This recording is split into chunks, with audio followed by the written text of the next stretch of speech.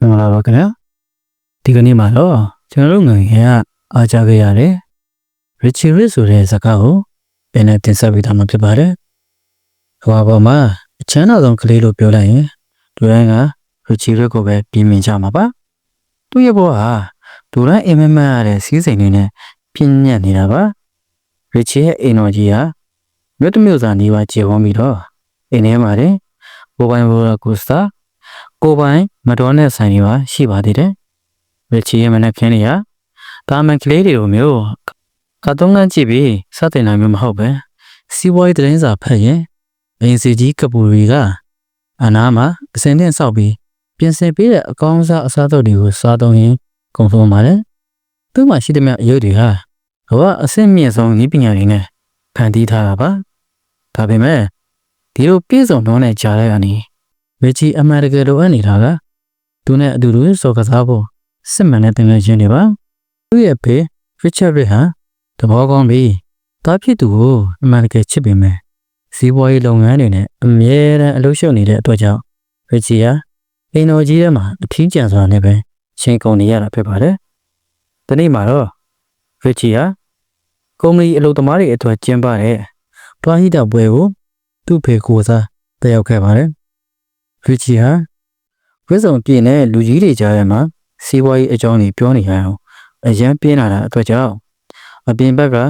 ဘစ်ဘောကွင်းစီကိုခိုးထွက်လာခဲ့ပါတယ်။အဲဒီမှာဂိုလိုရီယာတို့ကလေးတိုက်ဟာပတ်စံကြီးတွေစုပေါင်းပြီးကြော်တန်းလောင်းကြီးနဲ့စပေါ်အစားနေကြတာပါ။ Richieကသူတဲ့ဝင်စောလို့ရမလားလို့ခွင့်တောင်းတဲ့အခါမှာတော့ကလေးတွေက Richieရဲ့အကောင်းစားဝိဇ္ဇုံနဲ့ဘေးကအစီကံကပူရီတက်တော်စောကြီးကိုကြည့်ပြီးဒေးသားလေးလို့ခေါ်ပြီးခနေကြပါတယ်။ Richieက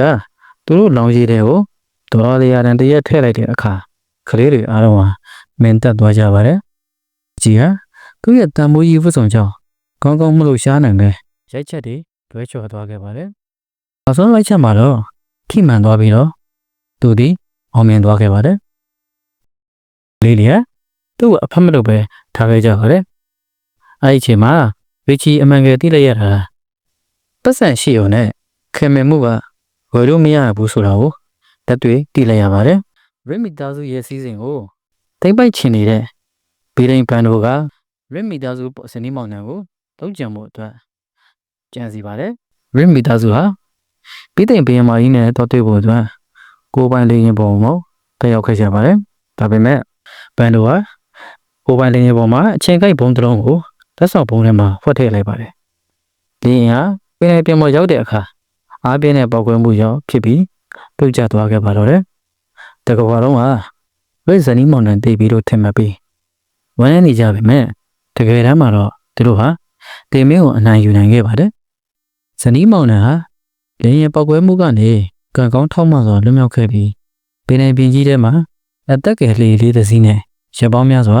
မျောပါနေခဲ့ရပါတယ်။သူတို့ဟာ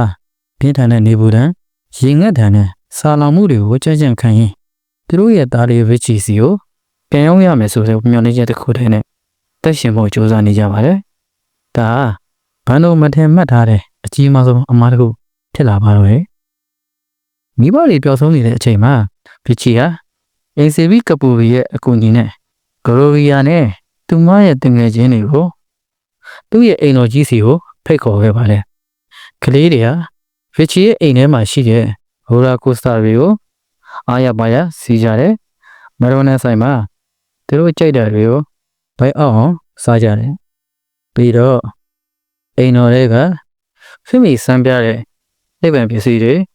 အရုပ်တွေနဲ့ပပပဆော့ကစားကြပါတယ်။ဒါRichieရဲ့ဘဝမှာစံတာတန်ဖိုးကြီးတဲ့ငွေချင်းတွေနဲ့ပျော်ရွှင်ရတဲ့ပထမဆုံးအချိန်ပါပဲ။ဒါပေမဲ့ဘန်တို့ကပို့ပြီးတော့ရုံမှန်လာခဲ့ပါတယ်။သူကပင်လယ်ထဲမှာမျောနေတဲ့Richieရဲ့မိဘတွေကိုအရင်ဆုံးရှာတွေ့သွားပြီးဖမ်းဆီးလိုက်ပါတယ်။အဲဒီနောက်မှာတော့Richieကိုပါဓာစာကန်အဖြစ်ထပ်မံဖမ်းဆီးခဲ့ပြီးသူ့မိဘတွေနဲ့အသက်နဲ့ချင်းချောက်ပြီးတော့Richမိသားစုရဲ့လှုပ်ဝက်ရတနာတိုက်ရှိရာမောက်ရစ်မိုးတောင်ကြီးစီကိုအတင်းကျပ်ခေါ်ဆောင်သွားပြီးရတနာတိုက်ကိုဖွင့်ခိုင်းပါတော့တယ်။ဘန်တို့ကမောက်ရစ်မိုးတောင်ကြီးတဲ့ကလှုပ်ဝက်ရတနာတိုက်ကိုဖွင့်လိုက်တဲ့အခါအထဲမှာ ရွှေတင်ငွေအပြည့်ရှိနေမဲ့တို့ပြန်မှတ်နေခဲ့တာပါဒါပေမဲ့တကားပွင့်သွားတဲ့အခါမှာတော့အထဲမှာရှိနေတာကရချီငငယ်ကကစားခဲ့တဲ့အယုံလေးတွေမိသားစုလက်ပုံတွေနဲ့အမတ်တရပစ္စည်းတွေပဲဖြစ်နေတာကိုတွေ့လိုက်ရပါတယ်မိသားစုအတွက်တကယ်ရတနာပတ်စံမဟုတ်ပဲသူတို့ရဲ့ပျော်ရွှင်စရာအမှတ်တရတွေပဲဖြစ်ပါတယ်ဘန်ဒိုးကဒေါ်လာတွေဟောင်းဟောင်းထွက်ပြီးယူမတက်ဖြစ်နေတဲ့အချိန်မှာမချီနဲ့သူ့တငယ်ချင်းတွေသက်ဆိုင်ရှိတဲ့ကပူရီတို့ပူးပေါင်းပြီးတော့ဘန်ဒိုးကိုနှိမ်နှင်းနိုင်ခဲ့ပါတယ်ဇာတ်သိမ်းမှာတော့မချီဟာသူ့မိဘတွေနဲ့ပြန်ဆုံစည်းရတယ်လို့စစ်မှန်တဲ့တငယ်ချင်းတွေကိုပဲပိုင်ဆိုင်သွားပါတော့တယ်ရချီအတွက်အမှန်တကယ်ချမ်းသာကြွယ်ဝမှုဆိုတာပတ်စံမဟုတ်ပဲမိသားစုနဲ့တငယ်ချင်းတွေဆိုတာကိုအားလုံးကတည်သွားကြပါတော့တယ်ခင်ဗျာ